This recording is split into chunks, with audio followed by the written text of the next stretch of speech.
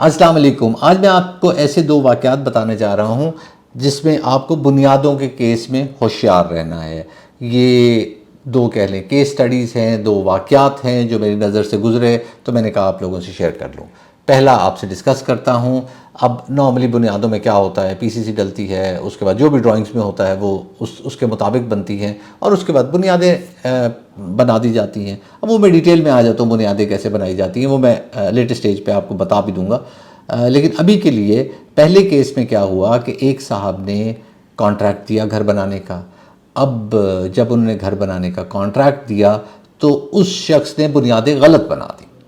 अब जब बुनियादें गलत बन गई तो उन्हें एहसास हुआ कि मैंने गलत शख्स को कॉन्ट्रैक्ट दे दिया है। उससे लड़ाई झगड़ा हुआ और लड़ाई झगड़े के बाद जो उसने एडवांस दिया हुआ था वो एडवांस उसने वापस नहीं किया। पता नहीं, अब शायद कर भी दिया हो थोड़ा बहुत या ना किया हो, उसके बारे में मुझे ज़्यादा नॉलेज नहीं है।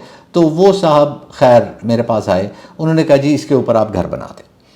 अब मैंने कहा जी बुनियादें आपकी गलत बनी हुई हैं, उसके ऊपर मैं घर नहीं बना सकता।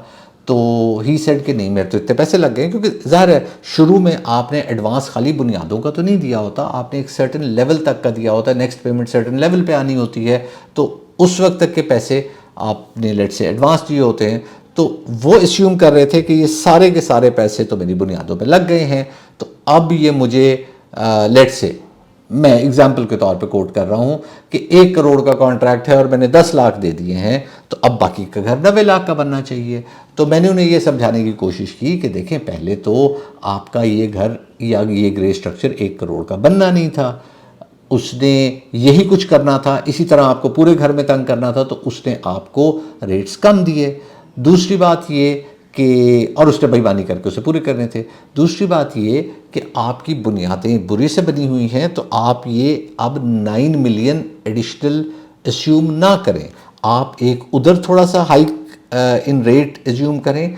और दूसरा, आप जब बुनियादों के बेसिस पे जब बुनियादें दोबारा से एक दफ़ा निकाली जाएंगी तो उसकी एक कॉस्ट आएगी, उसके बाद बुनियादें बनाने की कॉस्ट आएगी। तो अगर उसी क्वालिटी में भी आप बनाते हैं तो आपका करोड़ प्लस का खर्चा हो चुका है, क्योंकि अब डिसमेंटल करने की भी कॉस्ट आएगी। उन्हें खैर ये बात समझ नहीं आ रही थी, ठीक है, वो इट्स द राइट, लेकिन वो बल फोर्स ये कर रहे थे कि आप ये स्टार्ट करें, बनाएं। शायद वो भी कर देते, लेकिन वो कहते कि इसी बुनियादों के ऊपर आप घर कंस्ट्रक्ट कर दें, जो कि मैं नहीं करना चाह रहा था इन एनी केस, और शायद किसी को भी नहीं करना चाहिए। अगर आपको घर में कहीं खामी नज़र आ गई है और मेजर खामी नज़र आ गई है, तो आपको उस चीज़ को, उस खामी को दूर करना है, ना कि आंखें बंद कर लेनी है और आगे चलाते जाना है, या जिसे दूसरे अल्फाज में हम कहते हैं कि सारा गंद कालीन के नीचे फेंक देना है, और ताकि ऊपर से चीज़ बिल्कुल साफ़ सुथरी नज़र आए। तो ये एक केस था जो मैंने आपसे शेयर किया। इस केस में असूलन अगर आपके साथ भी ऐसा वाक़या पेश आता है तो असूलन आपको ये करना चाहिए कि आपसे गलत डिसीजन हुआ है, आपसे गलती हुई है, आपने गलत कॉन्ट्रैक्टर चूज़ कर लिया है, उसकी आपको कॉस्ट पड़ेगी।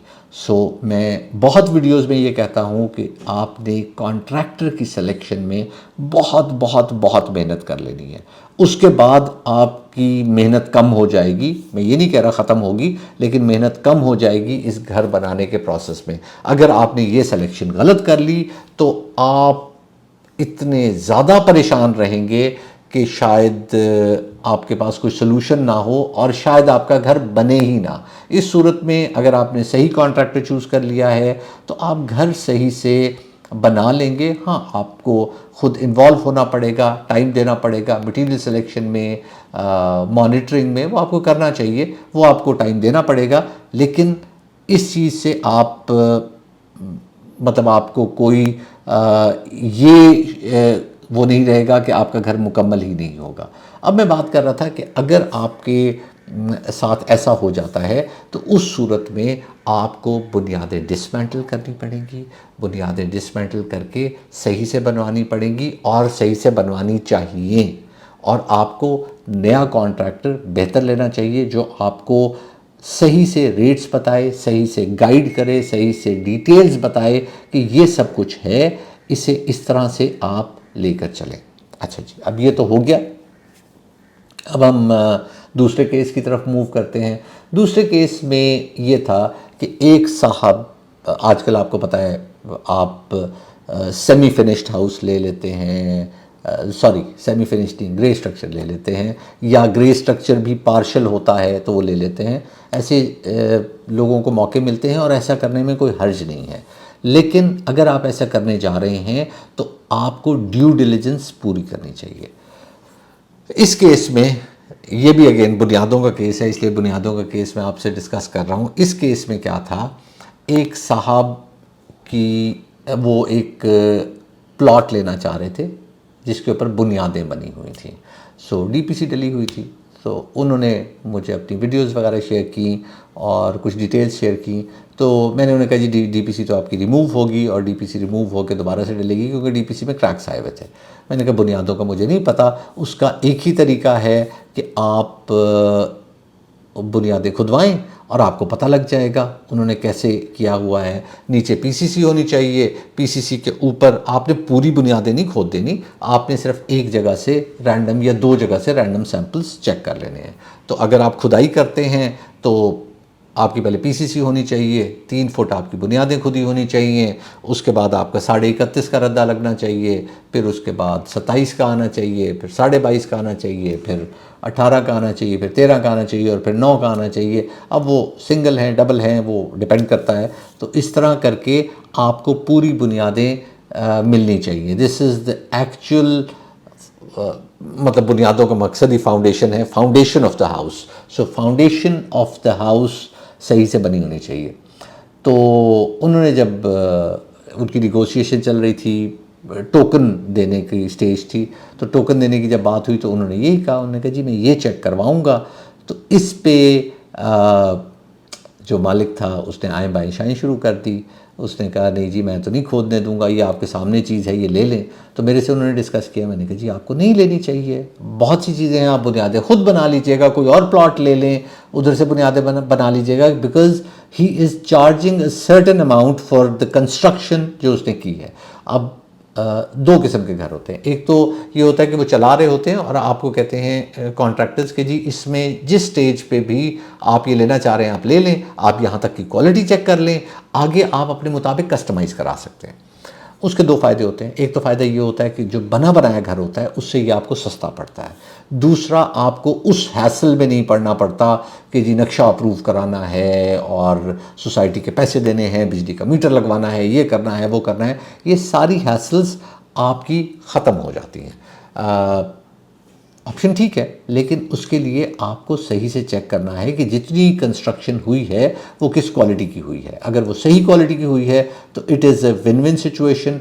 अगर वो बुरी क्वालिटी की हुई है तो फिर आप ही लूज़ करेंगे। फिर वो तो लूज़ नहीं करेंगे, उन्हें तो पैसे मांगने हैं और उसके मुताबिक आपने ये करवाना है। तो इस केस में वो बुनियादें देखने नहीं दे रहा था, जिसकी वजह से मैंने ये सजेस्ट किया कि आप उसे डील ना करें, आप किसी और ऑप्शन को देख लें। और ये जो थोड़ा सा टाइम है, अब एक्चुअली टाइम काफ़ी लग जाता है इस पे, आप यूँ कह लीजिए कि 2-2.5 महीने लग जाते हैं, लेकिन उसमें खैर चैलेंजेस भी होते हैं। इस तरह आप अपना कस्टमाइज्ड प्लान बना रहे होते हैं। मैंने आपको पॉजिटिव्स तो बता दिए, नेगेटिव भी उसके बता देता हूँ कि फिर आपको वो जो प्लान बना हुआ होता है उसी के मुताबिक ही ऊपर घर बनाना होता है। बिकॉज अगर आप उसके मुताबिक नहीं बनाएंगे तो फिर आपको कंप्लीशन नहीं मिलेगी, आपको बाद में अप्रूवल्स दोबारा से कंप्लीशन लेनी पड़ेगी। कुछ जगह हो भी जाता है, कुछ जगह बायलॉज नहीं होते, लेकिन अदरवाइज़ आपको सबमिशन दोबारा करवानी पड़ेगी, उसके मुताबिक घर बनाना पड़ेगा और ये सारी चीज़ें आपको खुद से देखनी पड़ेंगी। तो एक तो इसका बेनिफिट ये होता है कि आपको टाइम ड्यूरेशन बच जाता है। दूसरा, आपको एट टाइम्स ओवरऑल जब घर की कंस्ट्रक्शन होती है तो थोड़ी कॉस्ट बच जाती है, लेकिन आपको उसी नक्शे के साथ रहना होता है, जितनी कंस्ट्रक्शन हुई होती है उसी क्वालिटी के साथ चलना होता है। आप कोई और कॉन्ट्रैक्टर भी ले आएंगे, जो पीछे काम ख़राब हुआ है वो कुछ चीज़ें ठीक हो जाएंगी, सब चीज़ें ठीक नहीं हो सकती, या सब चीज़ें ठीक अगर आप करने बैठेंगे तो शायद आप उतनी ही कॉस्ट और उतना ही टाइम लगा देंगे जितने में आपने स्क्रैच से घर शुरू करना है। तो इन चीज़ों की तसल्ली करके अमूमन आता है जी ग्रे स्ट्रक्चर ले लें। कुछ लोग खाली ईंटों का ढांचा बेच देते हैं, कुछ लोग बुनियादों पे सेल कर देते हैं, कुछ लोग ज़रूरतमंद होते हैं, उन्होंने वहाँ तक ठीक बनाया होता है, कुछ लोग सिर्फ कम पैसे लगा के ज़्यादा पैसे चार्ज करने के चक्कर में होते हैं। तो आपने ये सारी चीज़ें असेस करके अपना प्लॉट बाय करना है ऐसा जिस पे कुछ ना कुछ कंस्ट्रक्शन हुई हो। आज मैं आपको यही बताने जा रहा था। इसके साथ मुझे इजाज़त दीजिए, दुआ में याद रखिएगा। अल्लाह हाफ़िज़।